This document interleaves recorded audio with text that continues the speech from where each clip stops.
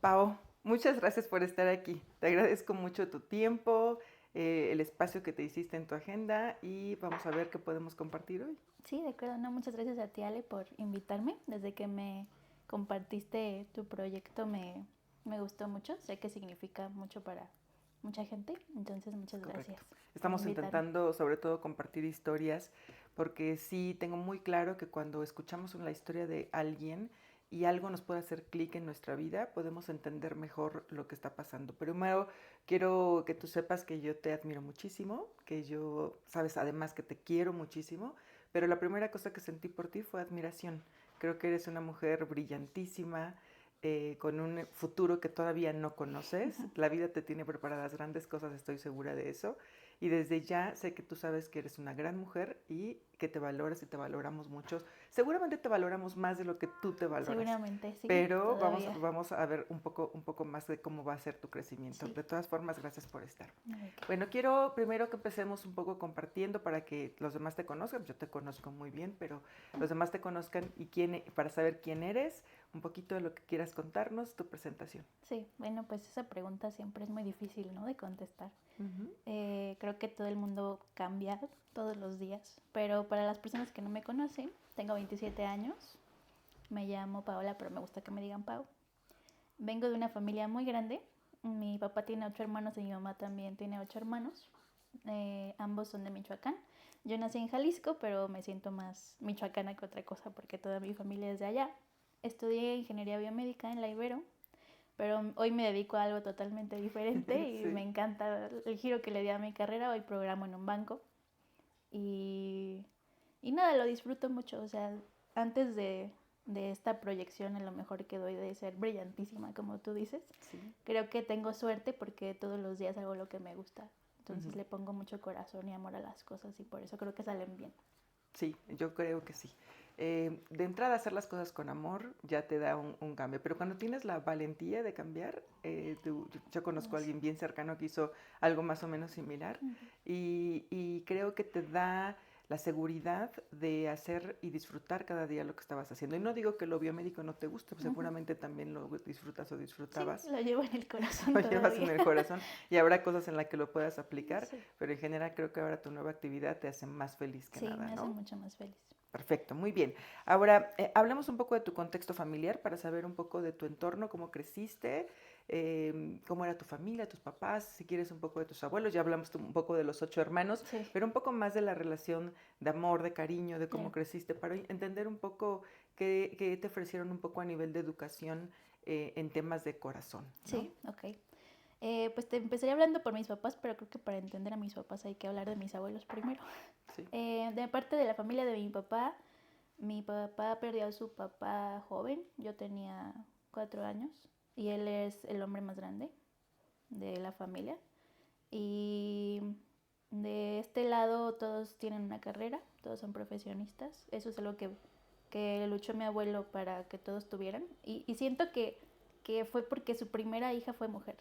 ujú, Entonces esta parte como que para mí es muy significativa porque siento que si hubiera sido hombre no hubieran tenido las mismas oportunidades todos, ¿no? No siento que si hubiera sido hombre el primero no hubieran tenido carrera ok. mis tías. Pero como la primera era mujer, él luchó porque ella tuviera una carrera y a partir de ahí hacia abajo todo es lo mismo, ¿no? Y como duda nada más, ¿qué estudió tu tía? Para maestra. Ok, ya. Entonces casi todas mis tías en realidad son maestras, contadoras. Mi papá es ingeniero también. Ujú, Y bueno, desde el lado de mi familia paterna, todos son muy trabajadores, muy responsables, ¿no? Del lado de mi familia materna, no quiero decir que son los opuestos, pero como que sí se complementan en muchas cosas. Del lado de la familia de mi mamá, el primero sí fue hombre.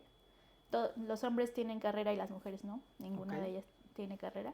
Pero son mujeres de las que admiro mucho, a mi Ujú. mamá y a mis tías, porque a pesar de no tener una carrera, lograron como buscar su lugar y destacar desde el lado que les tocaba, ¿no? Todas son unas esposas y mamás muy entregadas y muy increíbles. Y, y sí creo que de esa parte de la familia son disruptivas, al menos las mujeres que forman parte de esta familia. Y del lado de mi mamá, pues tengo a mis dos abuelos vivos y para mí son la mejor pareja del mundo. O sea, sí son como el goal to be de una pareja que admiro y que siguen juntos y que se divierten todavía, ¿no? A pesar de tantos años. Pero también soy muy consciente de que los abuelos que a mí me tocaron es algo muy diferente a los papás que a mi mamá le tocaron, ¿no? Obviamente a mi mamá le tocó un padre machista, un padre que pues todavía los golpeaba por no seguir las normas, ¿no? Eran, como son de pueblitos los dos, son familias muy conservadoras que han tenido que ir cambiando porque nosotros, sus hijos, los han obligado a cambiar, ¿no? Pero sí tienen este background de ser conservadores, de tener valores fijos y de aserrados. Y mis papás, crecí toda mi vida viéndolos respetarse mucho, queriéndose mucho, siguen juntos, no tengo como un mal recuerdo de la infancia en ese aspecto, todo bien, ¿no? Y nada, me inculcaron los valores que ellos adoptaron de sus papás, conservadores, pero como te digo, mi hermana y yo nos encargamos de hacerles cambiar un poco rompiendo el chip. Sí. ¿Qué te decía tu papá sobre tener novio, por ejemplo? Fíjate que nunca fue como un no tengas novio, pero sí sabía qué cosas no debía hacer, ¿no? O sea, la primera que se me viene a la mente es no te embaraces por error, jamás en la vida. Mi papá siempre me dijo, si te embarazas me vas a matar, así tal cual, ¿no? Okay. Y entonces es algo en lo que sí, todavía tengo muy clavado, ¿no? De sí puedes tener novio, nunca fue como una restricción. No, tampoco es que yo haya pedido permiso y es que esos temas casi no se hablaban, ¿no? En mi casa. Pero eventualmente iba a pasar, ¿no? Y cuando pasó, sí fue este recuerdo que tengo de si te embarazas me vas a matar, ¿no? Pero nada más. ¿Tú tienes nada más una hermana? Tengo una hermana más chica. Y son 2 mujeres en casa, Somos ¿no? 2 mujeres. Estaban ahí las 2. Sí, yo soy la mayor. Bueno, estoy haciendo a todas esta pregunta, no por la fiesta de 15 años, sino porque sí creo que cuando tenemos 15 años es un parteaguas, ¿no? Es el clásico de ya no eres niña, vas a empezar a ser mujer. No sé si eres mujer a esa edad, creo que eres realmente adolescente y apenas estás empezando a tener cosas, pero me importa mucho que regresemos en el tiempo y veamos un poco de qué estaba pasando a ti, qué te estaba pasando a ti en ese momento. Un poco de si ya te habías enamorado, un poco de qué estabas pensando, qué pensabas que ibas a hacer, porque eso también, creo que los sueños, tú lo acabas de decir, nosotros vamos cambiando a lo largo del tiempo de muchas maneras, pero creo que a esa edad estás soñando en algo, estás pensando que algo va a pasar contigo. ¿Y con qué soñabas, Pau? Híjole, es que a mí yo de 15 años la extraño porque era más mágica de lo que soy hoy. Hoy me considero una persona mágica, pero ella era todavía más mágica y después la vida se encargó como de, no de arrebatarle la magia, pero sí de centrarla un poco más y ser un poco más responsable con ella misma y con su entorno, ¿no? Pero mi yo de 15 años sí estaba enamorada, ¿no? Fue mi primera relación, a los 15 años empezó. Yo a los 15 años soñaba con tener una carrera y sobre todo hacer sentir a mis papás orgullosos. O sea, siento que antes de los 15 años no tenía ese peso sobre mí, pero a partir de ahí como que fue un poco más importante para mí el hacer sentir sobre todo a mi papá, ¿no? Orgulloso de mí. Terminar mi carrera, no embarazarme, ¿no? Pues nada, seguir creciendo, construir cosas que a mí me gustaran, pero los 15 años sí son un parteaguas, al menos para mí lo fue. A los 15 años es cuando empiezas a conocerte, a descubrir qué te gusta y qué no, pero sobre todo te abre mucho la mente a la vida de otras personas, de cómo piensan y cómo viven, ¿no? Porque yo pues venía de una casa conservadora y conocí amigos que tomaban, fumaban, que ya tenían relaciones sexuales y eso era algo que yo nunca me había enfrentado antes, ¿no? Y entonces te empiezas a cuestionar y sí siento que mi yo de 15 años era muy juzgona en ese aspecto, fíjate. O sea, sí tengo como cuestiones de machismo muy, muy marcadas en esa edad porque yo sabía que las niñas que decían groserías, o sea, al menos para mí se veían feas, ¿no? Pero no era algo que yo pensara, sino era algo que había adoptado por mi familia, ¿no? Que las mujeres que toman también se ven mal, que tener relaciones sexuales antes del matrimonio es lo peor en el mundo, ¿no? Pecado mortal. Pecado mortal. Y entonces empiezas a convivir con esta gente y te das cuenta de que pues, que no está mal, ¿no? O sea, no porque hagan este tipo de cosas son malas personas, ¿no? Ujú. Y las empiezas a conocer y entonces es ahí cuando tú decides qué cosas de tus papás adoptar y qué cosas de tu entorno adoptar y es cuando te empiezas a crear tú mismo. Entonces sí es una edad muy importante, muy difícil, en la que siento que todos los adolescentes pelean mucho con sus papás justo por esta necesidad de buscar tu identidad. Y eso fue lo que a mí me pasó. O sea, sí, antes de los 15 años la relación con mis papás era muy estrecha, muy, muy fácil. Y después de esa edad, pues sí, pelear por, por tu libertad y por defender las ideas que tienes en ese momento.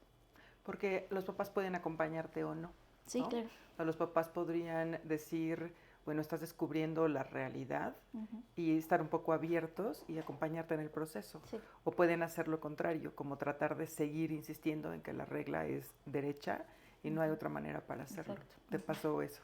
Sí, claramente, muchas veces. Eh, pero, pero nada, ¿no? En mi caso, el amor de mis papás por mí gana, ¿no? Sí. No, creo que no tienen mucha suerte las demás personas en este aspecto, pero en el mío sí fue. Sí nos distanciamos mucho a raíz de mi primera relación, que fue a los 15 años, porque pues esta relación sí me ayudó como a quitarme muchos prejuicios, pero también me hizo, pues sí, muy rebelde, ¿no? O sea, me cambió mucho a ojos de mis papás, entonces tuvimos muchos problemas por eso. Y sí nos dejamos de hablar un rato y de llevar bien un rato, pero ya luego mejoró la cosa. Bueno, seguramente para ellos era su responsabilidad. Oye, y hablaste un poquito sobre que en la casa había como reglas machistas, ¿no? O sea, cosas que eran, que luego ustedes fueron cambiando poco a poco. Me imagino para tu hermano un poco más fácil porque pues siempre toca abrir un poco el camino, ¿no? Entonces, creo y dentro de lo que estamos hablando en estas conversaciones, descubrimos que el machismo tiene cara de mujer, ¿no? Que mucho de esto viene inculcado desde las casas. O sea, la casa, la mamá, no que estamos echando la culpa a nadie, es una parte de la formación, pero creo que a partir de este momento y a partir por lo menos de que lo podemos reconocer, podemos cambiarlo. ¿Sí crees que en las familias en general, en la casa con tus tías y con tu abuela, la mamá es la que es responsable de formar a los hombres y de crear, y a las mujeres, y de crear estos pensamientos que podrían ser cuadrados en una caja de machismo? Pues sí, creo que no debería, ¿no? Siento que darle la responsabilidad a la mamá de cómo creces es muy fuerte, pero es algo que pasa. Sí, siento que la mamá tiene un papel muy importante, sí, en la crianza de los hijos. Pero en mi caso,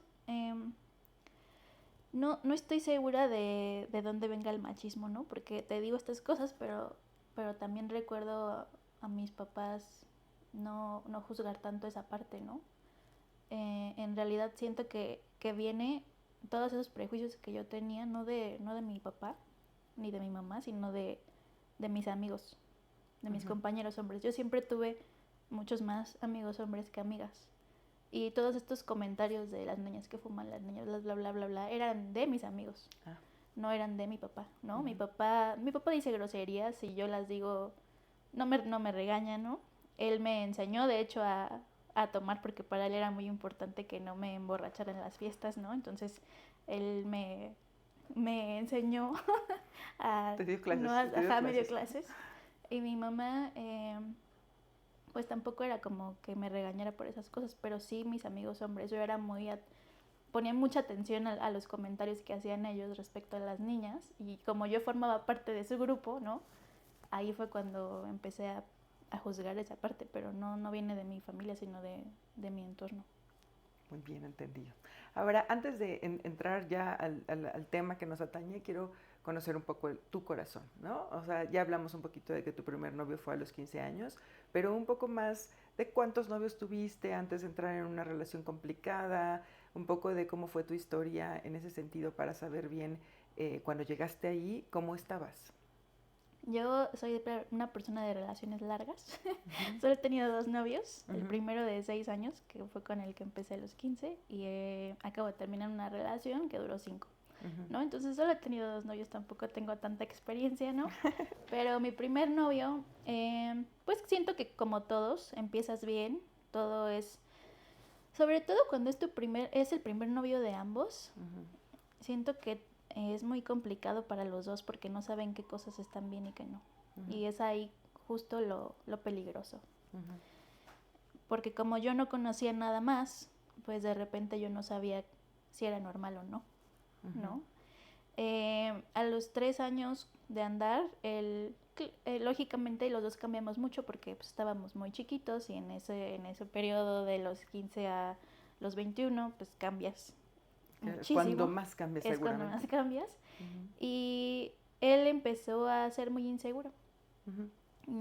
Es la explicación que yo tengo, ¿no? A todo su comportamiento después de los 3 años a los 6 años de la relación. Se empezó a volver muy inseguro y nada, yo tenía un concepto del amor muy, muy Disney, ¿no? Siempre soy muy fan de todas las películas de amor y los libros de amor. Soy una persona muy romántica de la vida. Y entonces yo esperaba eso pues de mi novio, ¿no? Lo que te enseña el Disney y las novelas y las películas, que es el amor, ¿no? Pero entonces él, te digo, empezó a ser muy inseguro y entonces se empezó a comportar de forma muy diferente a lo que yo conocía y empezó a ser muy celoso. Me decía que los hombres no podían ser amigos de las mujeres, entonces yo dejé de hablarle a muchos de mis amigos. Y es algo, siento que es de la única cosa que me arrepiento de haberles dejado de hablar porque eran unas personas muy lindas conmigo y como que nunca hubo necesidad de hacer eso, pero bueno. Y era muy, pues el típico hombre que se enoja y golpea paredes, ¿no? O sea, al menos tuve la suerte de que de ahí no pasara, ¿no? Pero siento que estando ahí no te das cuenta tan fácil de todas esas cosas. No. O sea, no es un golpeo la pared y entonces piensas y dices, si es la pared, después voy a ser yo, ¿no? Eso no te pasa. Menos cuando tienes 18 años. No, menos cuando es tu primer novio y no sabes si eso es normal o no. Y entonces, los primeros 3 años, mágico, Disney, todo fabuloso. Sí. Ya nos contaste un poquito de entre los 3 y los 6 años.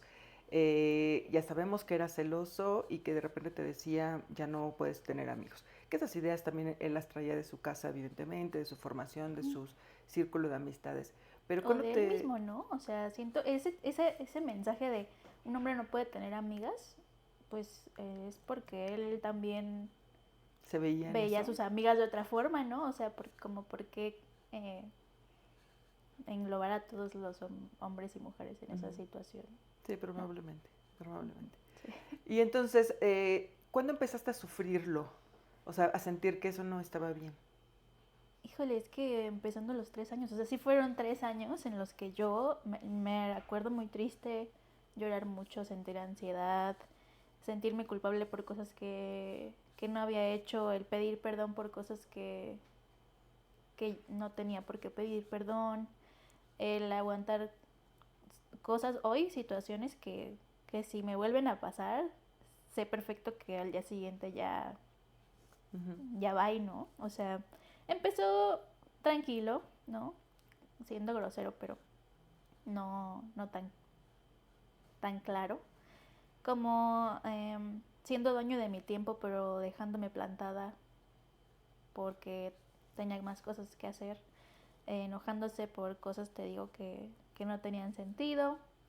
Yo pidiéndole perdón porque me dejaba de hablar. Ya estoy desbloqueando muchas cosas, ¿no? Me dejaba de hablar mucho tiempo y yo no sabía por qué. Y entonces yo me empezaba, por algo que no sé qué hice. Yo me empezaba a sentir culpable y empezaba a repasar en mi mente pues, las últimas veces que lo vi. Entonces como que yo me culpaba a mí misma y decía, claro, tal vez fue por esto. Pero yo no estaba segura, él tampoco me lo decía. Entonces era mucho el buscarlo y él dejándome de hablar y alejándome y yo llorando mucho en esa época. Y no es que esté enojada conmigo misma, pero sí me lo reprocho un poco hoy, ¿no? Como ¿cómo pudiste haber estado en esa situación que pues, era peligrosa para ti, con la que no estabas a gusto, ¿no? Siento que es algo que en terapia tienes que trabajar para perdonarte a ti por haber estado en una situación así tanto tiempo. ¿Quién estaba contigo en ese momento? Fíjate que pues empecé a aislarme mucho de la gente. Justo dejé de hablarle a mis amigos y como te comentaba, mis amigos siempre han sido más hombres que mujeres, entonces de repente ya casi no tenía amigos. Me había peleado ya mucho con mis papás por salir con él, pero también porque mis papás siento que tenían miedo de cómo yo estaba cambiando, porque sí fue un cambio muy radical desde sus ojos. Y nunca fui una hija mala ni No. muy rebelde en realidad, ¿no? Pero para sus ojos sí, porque yo llegaba, no sé, 12 de la noche por estar en el cine y para mis papás ya era como de la vaga de la casa, ¿no? Y sí peleé mucho con ellos por salir con él o porque de repente mis planes ya eran más con él que con ellos, como cosas así tranquis, pero que para ellos les rompí el corazón en ese momento, ¿no? Claro. Y me alejé de mi familia, me alejé de mis amigos y, y todo era él. O sea, como que le di un poder que no debí de haberle dado, pero me gustaba mucho estar con él, me divertía mucho. Era la persona que yo sentía que me entendía en ese momento. Entonces, nada, sola. O sea, me recuerdo sola en ese momento, peligrosamente sola, hasta que me cambié de prepa en el último año de nuestra relación y, y conocí a mi mejor amiga hoy, que nos hicimos amigas de hecho porque su novio era idéntico al mío. Entonces teníamos situaciones muy parecidas en las que nos acompañamos mucho y para mí ella fue un pilar muy importante y de hecho vamos juntas cada 8M. ¿Y nadie te decía esto está mal? Sí tenía amigos que me decían un par de cosas, pero yo no los quería escuchar. O Ujú. sea, llega un punto en el que tú sabes que no estás a gusto, no estás feliz, algo no te hace clic en lo que está pasando, pero sientes miedo. Creo que cuando empiezas a sentir miedo es cuando no escuchas a la gente, porque te empiezan a abrir los ojos y dices, es algo en lo que no quiero pensar. Eh, ok, voy a escuchar tu opinión, pero no la voy a razonar. Y entonces muchas veces te aíslas de esa gente que te critica, porque tú en ese momento lo sientes como un ataque y claramente no, ellos te quieren cuidar, pero tú lo sientes como un ataque y entonces te empiezas a aislar de estas personas que te quieren. Ujú. Y entonces empiezas a quedarte solo y así estaba yo. Y yo escuchaba su voz en mi mente así como de no puedes tener amigos, ¿no? Y justo eran personas, hombres, que me decían estas Ajá, cosas, ajá. entonces era como de, sí entré como en un conflicto interno de a quién le creo, ¿no? Ujú. A él, a esta persona que creció conmigo y que hoy la tengo como en un altar, o a mis amigos que según no puedo tener amigos, pero sí, yo sé que sí son mis amigos genuinamente, o sea, sí, te empiezas a pelear contigo mismo. Y nada, así estaba. Pero si nadie te dice nada, siento que sería todavía más difícil, ¿no? Porque te vas Sí, entrando en un pantano, así claro. lo veo, un poco más, cada vez más adentro, y de repente en esta lucha contigo misma, como bien lo describes, comienzas a escucharlo y a reconocerlo, a escucharlo y reconocerlo. Ujú. Creo que mientras más veces lo digan, más sentido te va Sí, haciendo, ¿no? sí. Entonces, esto lo digo porque creo que en muchas conversaciones de las que hemos tenido hemos llegado a esta conclusión y quiero ver si tú la puedes respaldar, un poco diciendo, si tú lo ves, no te calles, si tú lo sabes, no te calles, no te van a hacer caso, no Ujú, importa. Vas ujú, a sí, opinar y seguramente vas a recibir un claro que no, o vas a recibir a alguien que seguramente hasta se podría alejar de ti, ujú, pero no te calles, sí, porque si te callas es más difícil que la persona lo sí, sí. reconozca y más fácil para la otra persona después cuando pasa una situación que puedas escuchar a la persona que te decía, no está bien, no está bien, no es algo normal, me tienes a mí, puedes recurrir a mí, no te calles. Ujú. ¿Lo confirmas? Sí, lo confirmo. Sí es súper importante ese amigo que te dice, amiga, date cuenta. O sea, es clave, porque ahí es cuando te empiezas a cuestionar y aunque tengas miedo y los alejes, la gente que de verdad te quiere nunca te deje sola por más que la alejes, ¿no? Entonces sí es muy importante. Hoy lo hago. Hoy sí soy esa amiga que le dice a mis amigas, amiga, date cuenta, ¿no? Y, y aunque se enojen, yo entiendo porque ya estuve ahí. Entonces es mucho más fácil dar un consejo desde un lugar en el que ya estuviste y tratas de decirlo de la mejor manera para que la otra persona no se aleje de ti, no se sienta juzgada y reaccione y razone por sí misma, se cuestione a ella misma, que eso es lo más importante. Porque aunque le digas que algo no está bien, si ella no lo cree, pues es como si no contara. Hasta que tú, quiero hablar justo de eso. Este punto, yo digo que yo creo, y quiero, ahorita tú me contarás, que hay un momento en el que algo te hace clic, ¿no? O sea, en el que parece que hay un engrane que no quiere jalar y que se quiere romper y que está ahí dando vueltas y estirando, y de repente hay un momento en el que hace clic. Cuando esto pasa, no sé, te desenamoras, te da miedo, te asustas, algo sucede, te quitas la venda de los ojos, cada quien le llamamos como tú quieras. Cuéntanos qué pasó, si pasó y cómo lo viviste. Sí.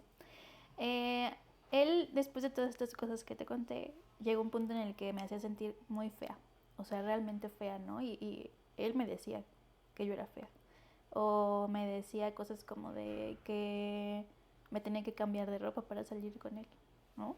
Como ese tipo de cosas. Y luego él se fue de intercambio, tuve la suerte de que se fuera de intercambio, y cuando estuve sin él, me di cuenta de que sentía más paz que cuando estaba con él, me di cuenta de que era más feliz, me di cuenta de que toda la gente me decía todas las cosas que él no me decía, y ese periodo en el que estuvimos lejos fue lo que a mí me ayudó, fue ese clic.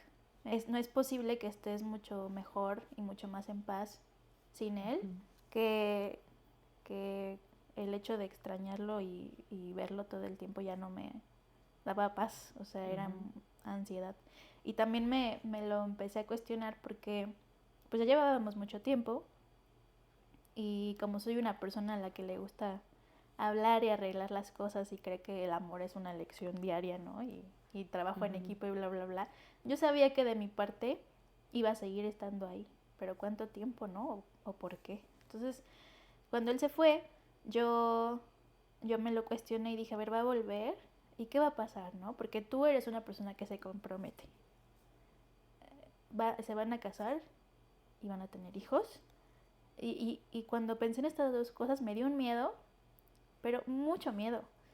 O sea, la idea bonita, ¿no? Que yo tenía en mi mente de casarte o tener hijos, formar una familia, no me estaba haciendo feliz. Era algo que me daba mucho miedo que pasara. Y ahí fue cuando dije, no. O sea, sí, cuando ya no vi un futuro ahí, fue cuando dije, algo tengo que hacer porque esto ya no me está gustando. ¿Y qué hiciste? Pues volvió y tuve mucha suerte porque recuerdo perfecto un día, ¿no? Te lo voy a platicar. Sí. Él regresó y para yo verlo, pues le pedí su horario de sus clases para verlo porque nos regresábamos juntos. Él estudiaba en una escuela enfrente de mí. Y me dijo que no me lo podía dar porque se sentía muy cuidado, que yo era una exagerada, que para qué quería ver su horario. Le pedí que me acompañara un fin de semana a una tarea que yo tenía de un museo y me dijo que no, que qué aburrido, cosas así, ¿no? Y yo ese día en la escuela me topé con un compañero que llevé una clase con él 2 años atrás o 3. Y en ese momento empecé a platicar con él y me dijo como de, te paso mi horario, ¿qué vas a hacer el fin de semana? Yo te acompaño al museo. O sea, como que me dijo todas las cosas que él minutos atrás me había dicho no a todo, ¿no? Y me acabo de topar con una persona que me decía sí a todo, sin conocerme, sin quererme, ¿no? Y fue como de, ¿por qué? ¿Por qué la persona que yo elegí, a la que le he dado mucho tiempo, 6 años, me dice que no a todo y alguien que no conozco me dice que sí a todo? Y ahí fue cuando dije ya, suficiente. Y esta persona me ayudó mucho como a crecer, o sea, después de salir con él, como que le conté todo esto.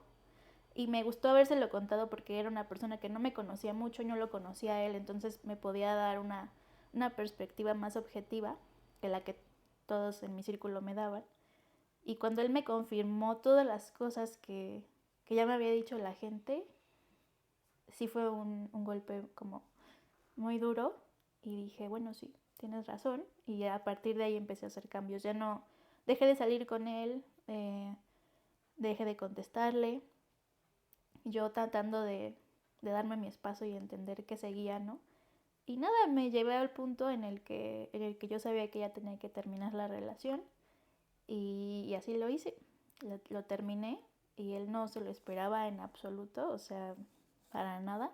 En los 6 años de relación jamás lo vi llorar y el día que cortamos eh, se, des, se, des, se deshizo, se destruyó él mismo, no se lo esperaba y yo no me expliqué cómo es que no se lo esperaba porque Te trataba yo... horrible, parecía que Y eso yo es lo a que él, al final intentaba. de Ujú. cuentas, yo también a él, porque en este periodo que yo necesité para pensar, pues le dejé de hablar, le dejé de contestar, dejamos de hacer cosas juntos y, y él no lo venía a venir.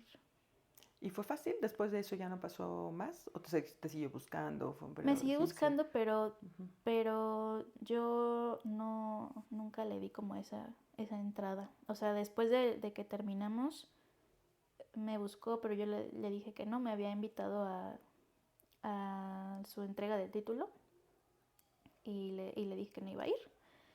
Y su familia me buscó mucho también porque llevábamos una buena relación, nos queríamos mucho, pero también sí le di como un cierre muy, muy Tajante. tajante y me lo aplaudo mucho porque si no lo hubiera hecho hubiera sido peligroso.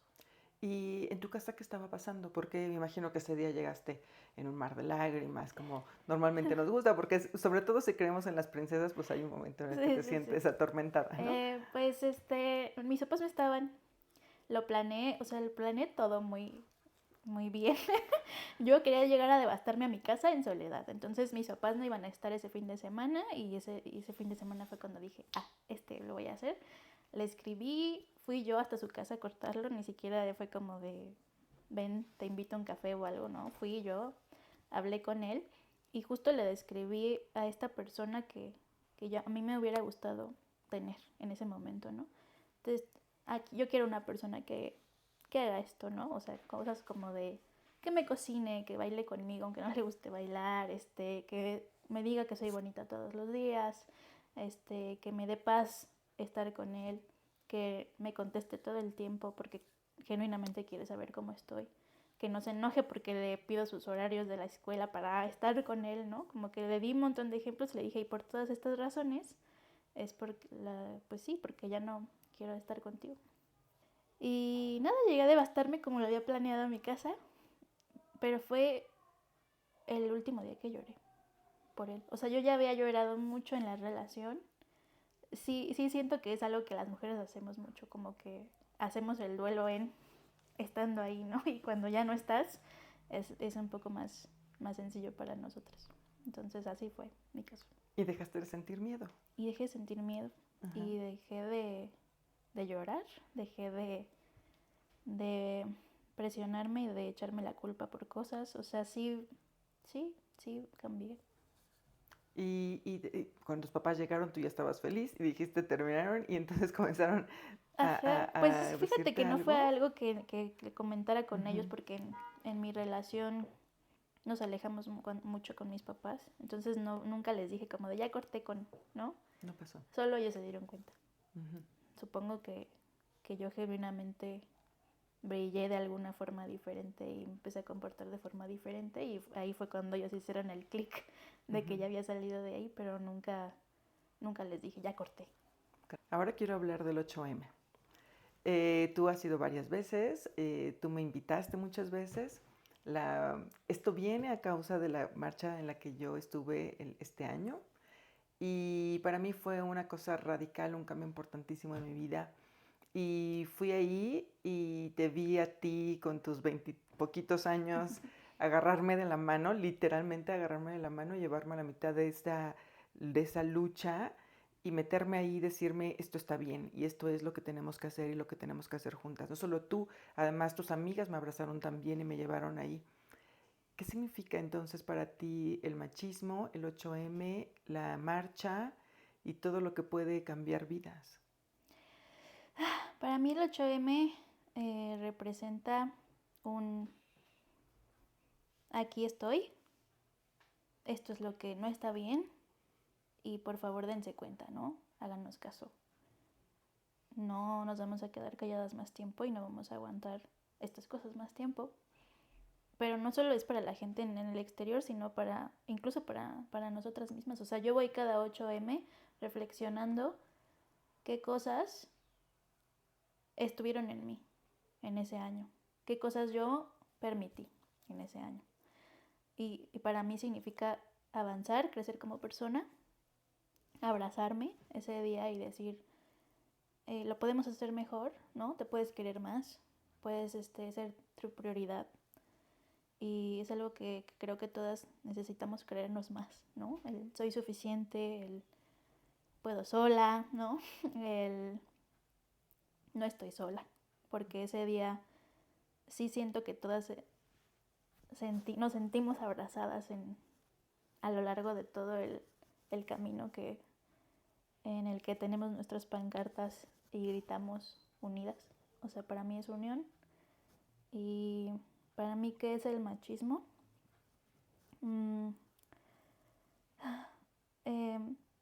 Ideas que dañan a la gente, que las limitan, que tienen que dejar de estar presentes en nuestra sociedad, y yo espero que algún día lo logremos. Sé que todavía nos falta mucho, mucho, mucho, mucho por recorrer, pero si tú lo llevas a cabo en tu día a día, ya es un grano de arena muy importante. Yo insisto que esto es evolución, que esto va a dejar de pasar, eso no hay duda. El problema es cuándo, ¿no? Uh-huh. Entonces sí creo que tenemos que contribuir para acelerar el paso. Y hay cosas tecnológicas, y tú lo sabes mejor que nadie, que cambian rapidísimo y que cambian y evolucionan de una forma que ni siquiera puedes darte cuenta. Ojalá que esto cambie así y que esto pueda avanzar de una forma tan rápida que nos sorprenda y tan rápida que un día digas, ¿en serio ya no está pasando esto? Uh-huh. Pero quiero también hablar un poco de desmitificar la marcha, ¿no? Porque pues yo conozco y he hablado con un montón de personas que me dicen, yo también quería ir, yo también tengo ganas de ir. Y seguramente sí, pero les pasaba o les pasa igual que a mí me pasaba, un poco de miedo, uh-huh, un poco de rareza de las cosas que ves en la tele, de las cosas que te proyectan, de las cosas que sabes que dicen que la metieron a la cárcel, le pegaron, le echaron el gas, las dejaron medio muertas, destruyeron, hicieron. ¿Qué tanto hay de verdad en esto? ¿Y qué puede hacer alguien para ir por primera vez? Pues a mí también me invitaron, ¿no? Yo también tenía este miedo de la marcha. Y lo digo, o sea, hoy me pone muy triste el expresar esto, ¿no? Pero sí fui de las personas que decían, es que ¿por qué están rompiendo cosas?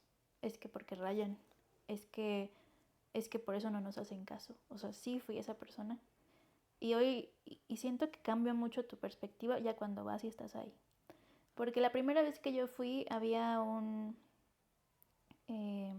¿cómo se llaman? Los grupos, un contingente de papás que habían perdido a sus hijas. Y adelante de ellos estaba un contingente de las niñas que estaban rompiendo cosas y escribiendo cosas. Y los papás les aplaudían y gritaban con ellas. Y fue como de, claro, o sea, si a mí se me hubiera perdido a alguien, no manches, quemo todo. Rompo cosas también, grito. O sea, ese es el día en el que te tienen que hacer caso. Ese es el día en el que un papá, a lo mejor él no rompe, pero sí aplaude que alguien rompa por él. Y fue ahí cuando me di cuenta de, sí, para esto es este día, para que nos hagan caso. Para que de alguna forma seamos noticia. Y si tenemos que ser noticia rompiendo cosas y escribiendo y rayando, qué bueno, se logró, ¿no? Y es algo que esta plática la he tenido mucho porque también tengo amigos que pues, pensaban como yo en ese momento.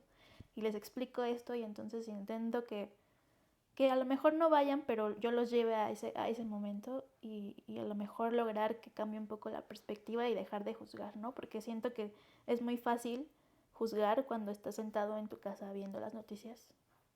Pero si estás ahí y sientes lo que las otras personas sintieron, o las mujeres que fueron violadas, los papás que perdieron a sus hijas, personas como yo que no pasamos por algo tan fuerte, pero sí por situaciones que no debíamos haber estado. De peligro y de riesgo. De peligro y de riesgo.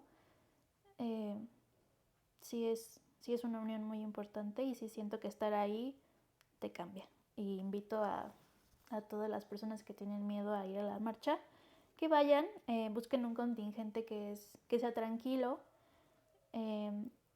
pregúntenle a sus amigas que ya han ido en cuál contingente, en qué momentos nos tenemos que formar. Hay unos que son muy organizados, llevan paramédicos, médicos, te mandan las instrucciones, te dicen de qué color vestirte para que te identifiques con tu contingente y sea un poco más seguro. Pues nada, depende de qué perspectiva y qué trabajo tú quieras darle en ese día, qué contingente unirte. Y así fue como te invité a ti. Entonces, puedes vivir la experiencia que tú quieras en la marcha. Depende de lo que tú necesites gritar y exigir ese día. Pero si te sientes acogido, yo no me sentí en peligro en ningún momento. Evidentemente el río de gente, porque en verdad es una cosa impresionante la cantidad de personas que están ahí, no un momento, sino por horas y horas y horas. Y no sentí nunca un momento en el que me estuviera en peligro, jamás, nunca. Al contrario. Y es inevitable llorar, es inevitable sentir grandes cosas por este movimiento y creo que nos tenemos que unir más y creo que tenemos que hacerlo una terapia grupal, una cosa en la que todas estemos convergiendo porque es un monstruo de mil cabezas. No hay una sola causa, no vamos por el feminismo, vas por la razón que en ese momento te está moviendo, razón, ¿no? por tu Sí. propia razón. Háganse una pancarta porque yo no hice, tuve que robármela de alguien más. Así que haciendo una pancarta por lo menos puedes unirte con más fuerza. Hay pancartas hermosas que también creo que eso vale mucho la pena. Y sí creo que es algo que realmente vale la pena. Nosotros vamos a ir, así que si alguien se quiere unir, seguramente lo pueden hacer mejor. Escríbanos, únanse. Sí. Muy bien, ahora, pues tu vida ha cambiado después de todo esto, ¿no? Sí. Así que quiero saber un poco de cuáles son las herramientas que tú has usado, un poco de ya salí de ahí y a partir de ahí, ¿qué sigue costando trabajo? ¿Qué es lo más fuerte que te ha costado pues quitar de tu pensamiento, de tu cabeza? Porque traemos cosas de construcciones mentales que nosotros nos vamos haciendo poco a poco. ¿Qué ha sido lo más difícil, la forma en la que hoy lo vives y lo luchas? Pues mira, el día de la marcha llevé una pancarta que decía, a mí también me han hecho sentir que no soy suficiente. Y eso para mí engloba todo lo que te conté, ¿no? Siento que si tú... No me quiero ir a los extremos de quererte todos los días y ser muy segura y así, porque para mí eso no existe, nunca alcanzas como esta perfección de quererte tanto a ti misma, ¿no? Pero sí siento que es mi responsabilidad hoy el quererme y cuidarme. Y el hecho de no sentirme suficiente me ha llevado a situaciones que no debí de aguantar o dejar pasar, ¿no? Incluso al día de hoy eso todavía me sigue costando trabajo. Entonces, nada, construir una red nueva de amigos me ayudó. Hacer cosas que genuinamente me gustan y me divierten, como bailar, hacer ejercicio de vez en cuando, leer cosas diferentes a las que leía antes y aprender del día a día de qué no me gusta y qué sí me gusta, porque esto todavía me cuesta mucho trabajo, ponerme primero. Eso es algo en lo que tengo que trabajar muchísimo más todavía. Terapia. Pero cuéntanos un poco de qué es terapia, mucho. porque vamos, yo conozco mucha gente que dice, bueno, yo voy a terapia, y algunos es pues con un terapeuta que te pone un ejercicio, u otro terapeuta que te pone a hablar nada más, otros terapeutas que te juzgan o te dan el consejo de lo que tienes que hacer, otros que te dan medicina, ¿no? Bueno, esos ya no son terapeutas, sino psiquiatras. Pero un poco de qué es y cómo encuentras un camino para tomar terapia. Es difícil porque yo pasé por muchos psicólogos antes de encontrar el bueno. Yo tenía mucha ira en terapia al principio y iba a sesiones porque yo fui obligada a ir a terapia. No fue que yo quisiera, ¿no? Sino fue algo que mi familia buscó para mí. Y ir obligado no es bueno, porque yo llegaba y estaba muy enojada y entonces no hablaba. En toda la hora me hacían 1000 preguntas y yo no hablaba, no decía nada. Y luego, cuando tú ya te das cuenta, dices, bueno, ya, ok, voy a hablar un poquito, ¿no? De ahí la otra persona se agarra y entonces ya es un trabajo en equipo. Pero yo también he intentado ir, por ejemplo, con psicoanalistas y no me gustó nada la experiencia. Siento que tienes que encontrar a tu psicólogo, así como tienes que encontrar a tu grupo de amigos, tienes que encontrar a tu psicólogo. No lo vas a encontrar a la primera, es muy difícil. Pero si no tratas, pues, ¿cómo vas a saber que no te gusta o que no? A mí la experiencia del psicoanalista me asustó un poco porque me puso, me acuerdo perfecto, era como un cuarto muy oscuro y entonces ella se puso enfrente de mí con una silla y lo primero que me dijo fue, te escucho. Y yo pues no tenía idea de qué decirle, o sea, como que pensaba en muchas cosas, pero que de todas esas cosas te cuento. Y no volví con esa persona. Para mí funciona más alguien que te da retroalimentación constantemente, como si estuvieras platicando con un amigo. Si no, para mí no funciona. O sea, el hablar y hablar y hablar de mí sin recibir una Feedback. respuesta no me funciona. Pero sí hay psicólogos que no son tus amigos claramente, ¿no? Pero sí te dan un feedback constante. Y eso para mí es terapia. Ir a contar lo que no me gustó y ver la perspectiva que tiene la otra persona de esa situación, pero entendiendo tu pasado y el por qué te llevó ahí, y él te cuestiona para que tú mismo encuentres la respuesta a las preguntas que te haces. O sea, eso es terapia, al menos para mí. De desahogarme con la finalidad de entender el por qué lo hice, por qué estuve ahí y qué puedo yo cambiar para no repetir esas cosas o qué puedo yo cambiar para sentirme mejor. Pau, ¿qué te motiva hoy? ¿Qué te hace levantarte todos los días? Porque decir tu trabajo, ¿no? Ser una mujer, una mejor mujer, estas son cosas como súper trilladas, pero en realidad, muy adentro de ti, ¿cuál es tu motivación hoy? Sí. Hoy mi motivación es conocerme, abrazarme, ver por mí y, y hacer cosas genuinamente por mí y para mí. Y cosas divertidas, necesitas reírte más, Sí, necesito necesitas reírme más. sonreírte cada vez más. Yo sé que esta etapa va a Sí, pasar muy rápidamente además, solo necesitas empezar a hacer cosas sí, para que cambie de verdad. sí. En esta pregunta que es un poco más reflexiva y un poco más de cambiar el mundo, ¿no?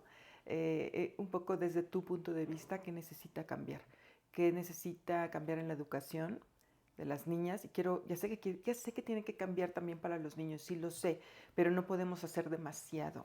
Creo que es importante empezar por un lugar y quiero por lo menos reflexionar sobre qué hacer con las niñas, qué les tenemos que enseñar, cómo les tenemos que educar, qué tendría que pasar desde el gobierno, pero también cómo podemos participar nosotras.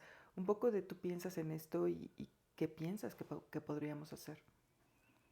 Pues siento que desde las casas es el mayor impacto que puede haber.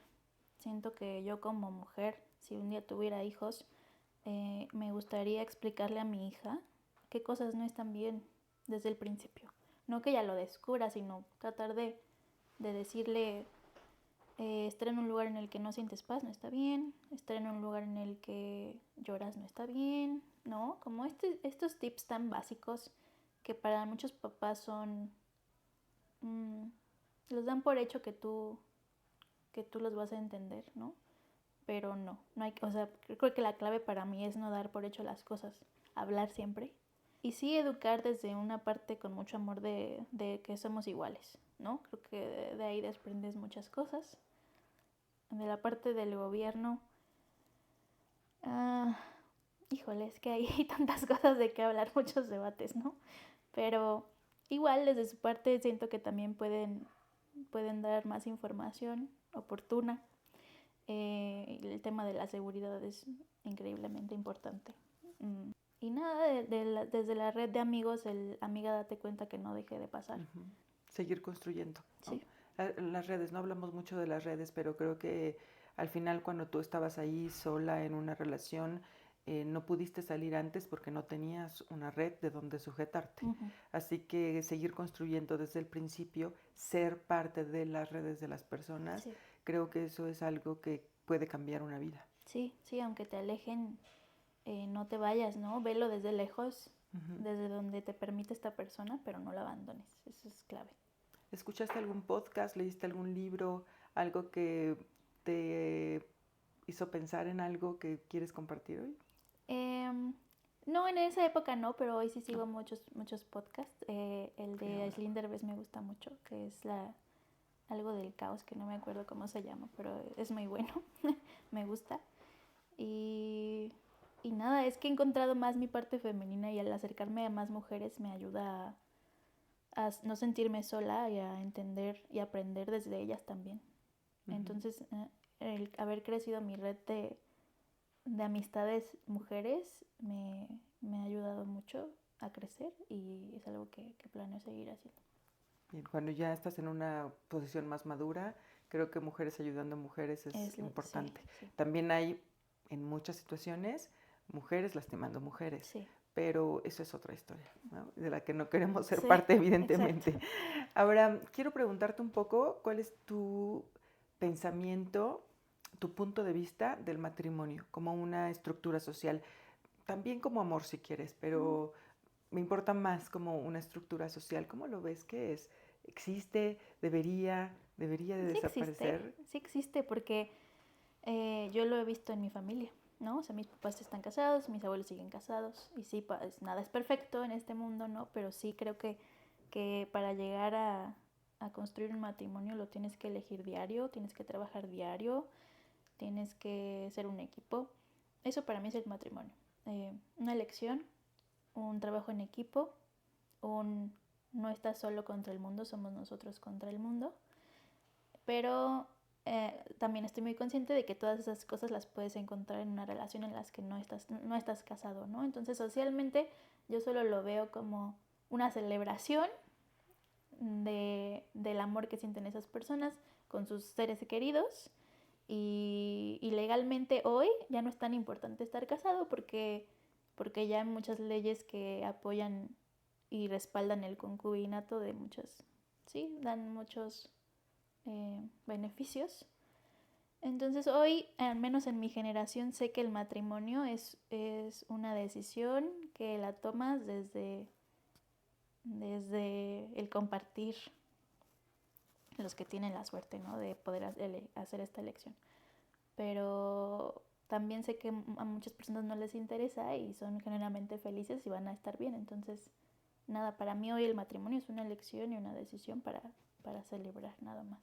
¿Es para toda la vida? Eh, qué difícil. Depende de las dos personas. O sea, para mí, por ejemplo, si yo me casara, claro que me encantaría que fuera para toda la vida, ¿no? Pero justo te digo que yo soy una persona que está muy en una relación, ¿no? Como que siempre piensa en qué mejorar para los dos y que no se rinde y esas cosas. Y yo puedo decirte que puede ser para toda la vida porque yo tengo ejemplos que así han sido y que se enfrentan a muchos retos, pero sí no es imposible que sea para siempre. Yo sí creo que puede ser para siempre.